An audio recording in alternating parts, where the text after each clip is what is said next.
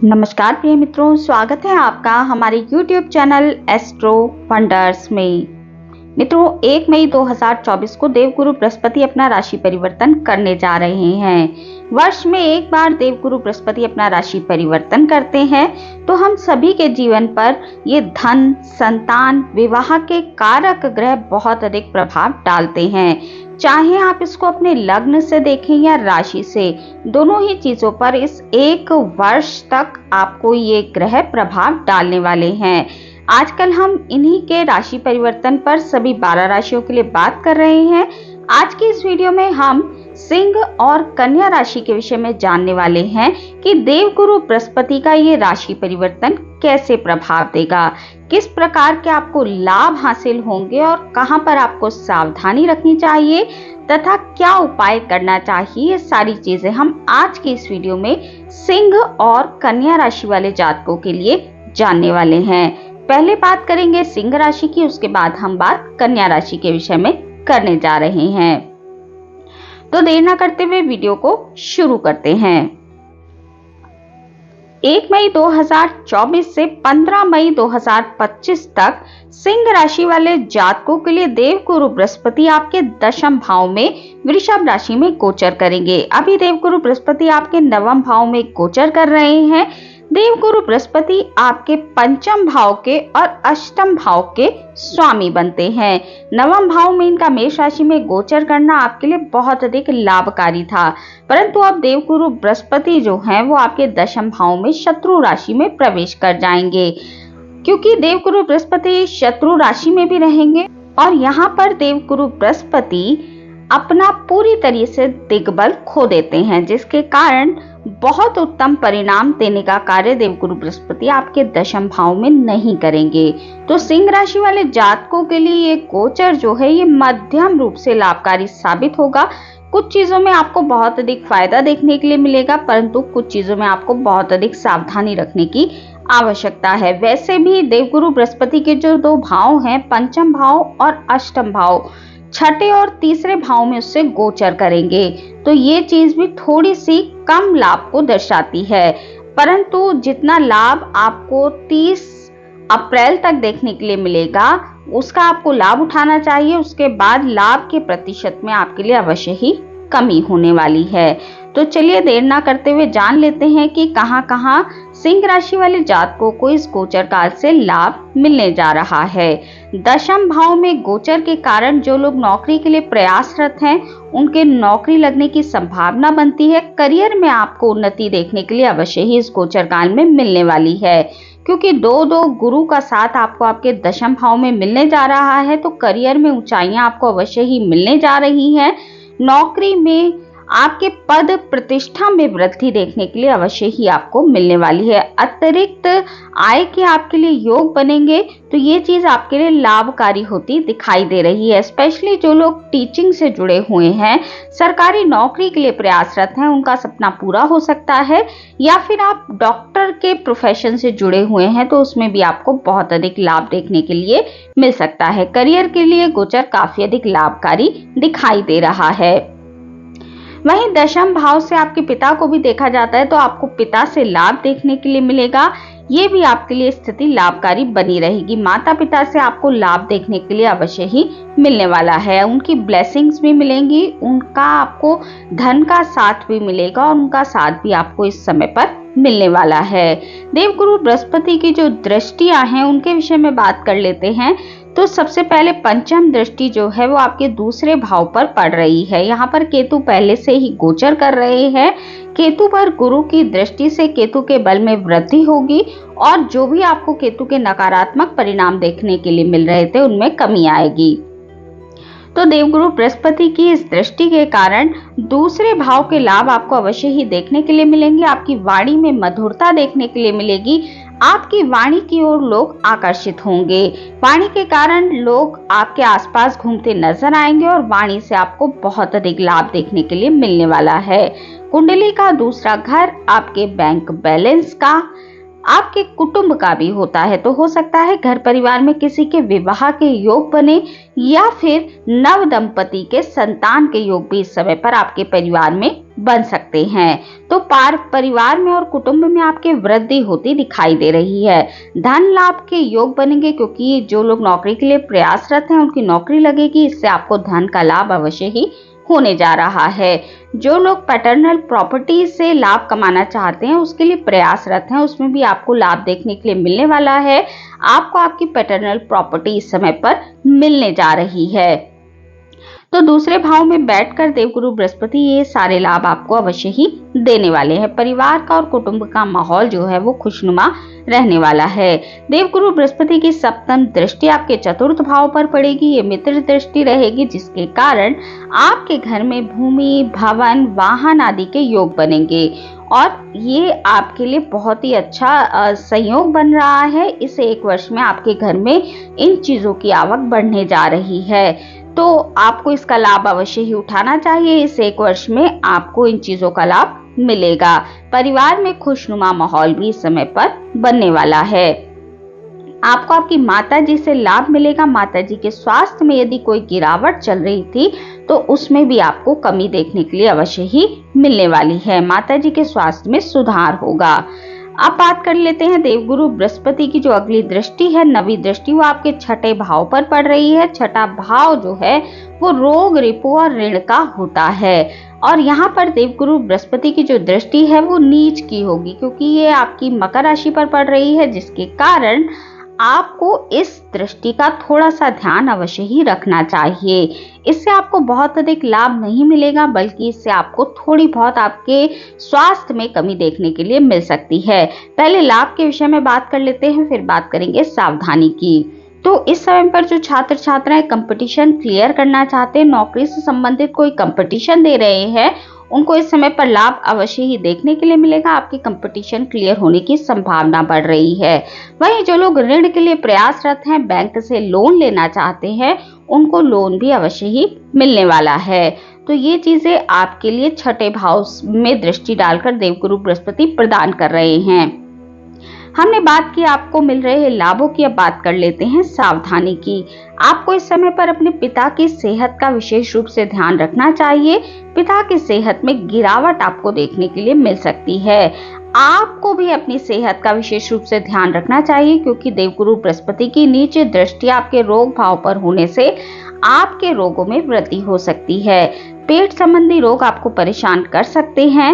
ऋण में आपके वृद्धि होने जा रही है, क्योंकि जो लोग लोन के लिए प्रयासरत हैं उनको लोन मिलेगा, तो आपके ऋण में भी वृद्धि इस समय पर हो सकती है। ये सारी सावधानी आपको अवश्य ही इस गोचर काल में रखनी चाहिए।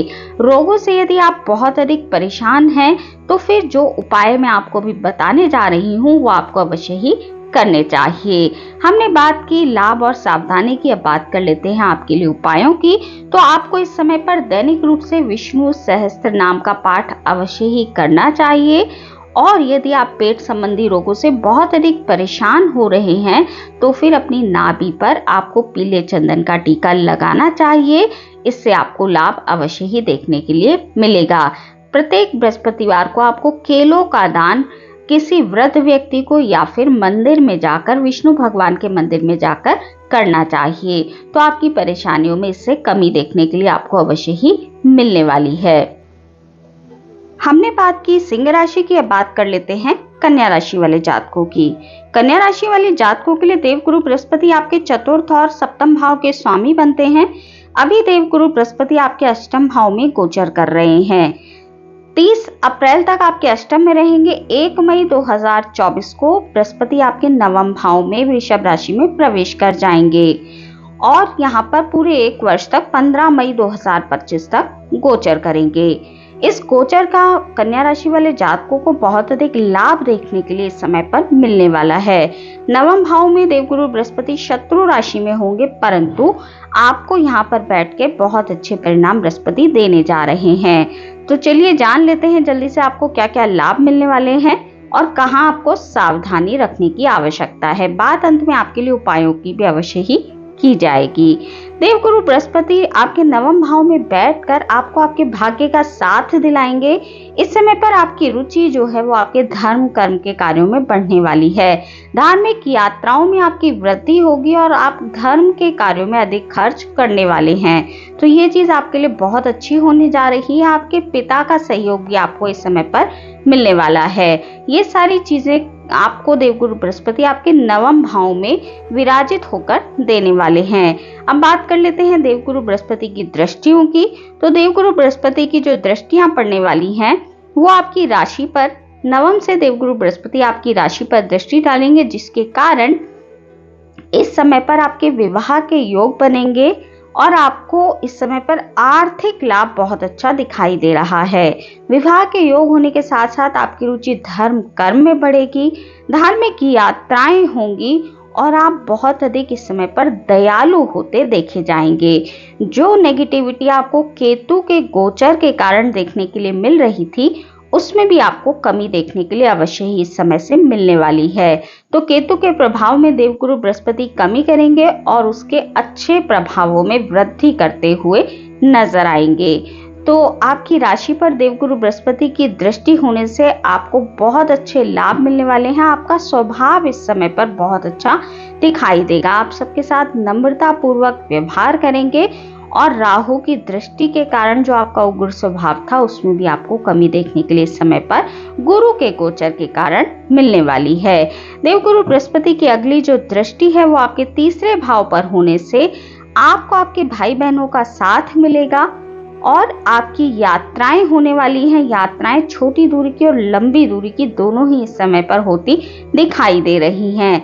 आपको आपके वैवाहिक जीवन में इस समय पर अच्छे परिणाम देखने के लिए मिलने वाले हैं। जो भी अशांति आपके वैवाहिक जीवन में चल रही थी उसमें आपको अवश्य ही कमी देखने के लिए मिलने वाली है।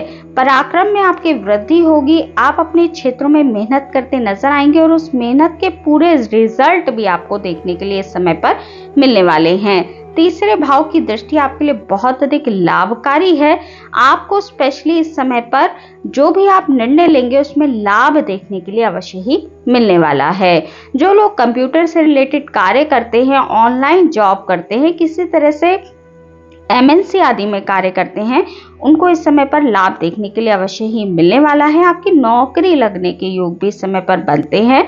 तो आपको नौकरी की यदि तलाश है तो वो सपना आपका इस 1 वर्ष के दौरान पूरा हो सकता है। देवगुरु बृहस्पति की जो अगली दृष्टि है वो आपके पंचम भाव पर पड़ेगी। ये दृष्टि नीच की होगी क्योंकि मकर राशि में देवगुरु बृहस्पति नीच के हो जाते हैं और ये दृष्टि नीच के प्रभाव भी आपको देने वाली है। इस दृष्टि का आपको थोड़ा सा ध्यान अवश्य ही रखना चाहिए। आपको आपकी संतान से रिलेटेड चिंताएं इस समय पर सता सकती हैं। बात सावधानी की मैं अभी करूंगी, लेकिन अभी बात कर लेते हैं आपके लिए लाभों की। तो जो लोग इस समय पर संतान प्राप्ति के लिए प्रयासरत हैं उनको इस समय पर लाभ देखने के लिए मिलेगा। संतान के विवाह के लिए यदि आप प्रयासरत हैं तो आपकी संतान के विवाह के योग बनेंगे। प्रेम प्रसंगों के लिए दृष्टि काफी अच्छी दिखाई दे रही है। आपके प्रेम प्रसंग इस समय पर बनने वाले हैं। प्रेमी प्रेमिकाओं के लिए प्रेम विवाह के योग भी इस समय पर बनते दिखाई दे रहे हैं। संतान का सुख आपको प्राप्त होगा। संतान प्राप्ति के लिए भी आपके लिए बहुत अच्छे योग का निर्माण इस समय पर होने जा रहा है। आर्थिक लाभ भी आपको देखने के लिए मिलेगा। आपकी संतान इस समय पर उन्नति और प्रगति करने वाली है। अब इस गोचर काल की थोड़ी सावधानियों को भी जान लेते हैं। तो इस गोचर काल में आपको बहुत अधिक लाभ मिलते नजर आएंगे, परंतु आपके लिए इस समय पर जो सावधानी रखने की आवश्यकता है, आप यदि कोई भूमि भवन या वाहन खरीदना चाहते हैं तो उसको थोड़ा सा ध्यानपूर्वक खरीदिए, क्योंकि उस चीज के लिए आपके लिए योग बनेंगे। पेपर्स आदि की चेकिंग आपको अवश्य ही करनी चाहिए, उसके बाद ही आप इन चीजों को खरीद पाएंगे। और पुराने वाहन पुरानी भूमि खरीदने का प्रयास आपको नहीं करना चाहिए, अन्यथा आप उनसे थोड़े से परेशान रहेंगे। दूसरी बात, आपको अपनी संतान की अवश्य ही थोड़ा सा एक्स्ट्रा केयर करनी चाहिए। आपकी संतान इस समय पर पेट के रोगों से थोड़ी सी परेशान रह सकती है। संतान के स्वास्थ्य में गिरावट आ सकती है और संतान से संबंधित चिंताएं भी आपको परेशान कर सकती हैं। ये जो दृष्टि है इसका आपको थोड़ा सा ध्यान रखना चाहिए, क्योंकि पंचम दृष्टि नीच, पंचम भाव पर जो दृष्टि है वो नीच की है। इसके कारण आपको थोड़ी बहुत नेगेटिविटी इस गोचर काल में अवश्य ही देखने के लिए मिलने वाली है। हमने बात की लाभ और सावधानी की, अब बात कर लेते हैं आपके लिए उपायों की। तो आपको इस समय पर विष्णु भगवान की पूजा करनी चाहिए। जितनी अधिक करेंगे उसमें आपको लाभों में अवश्य ही प्रगति देखने के लिए मिलेगी, और जो भी आपको नेगेटिविटी मिलने वाली है उसमें आपको कमी देखने के लिए मिलेगी। तो विष्णु भगवान की आराधना से ही आपको बहुत अच्छे लाभ की प्राप्ति इस समय पर होने वाली है। तो मित्रों, हमने बात की आज सिंह और कन्या राशि वाले जातकों के लिए गुरु के गोचर प्रभाव की। आज के इस वीडियो में इतना ही। वीडियो अगर आपको अच्छी लगी हो, आपके लिए उपयोगी रही हो, तो वीडियो को लाइक कीजिए, शेयर कीजिए, कमेंट कीजिए और चैनल को सब्सक्राइब करना बिल्कुल भी ना भूलें। हमारे इस चैनल पर आपको साप्ताहिक राशिफल, मासिक राशिफल, वार्षिक राशिफल के साथ साथ सभी ग्रहों के गोचर प्रभाव की जानकारी मिलती रहती है। तो यदि आपकी भी रुचि ज्योतिष के क्षेत्र में है तो अवश्य ही हमारे इस चैनल को सब्सक्राइब कर लीजिए। मिलती हूँ आपसे अपनी अगली वीडियो में अगले किसी उपयोगी जानकारी के साथ। तब तक के लिए नमस्कार।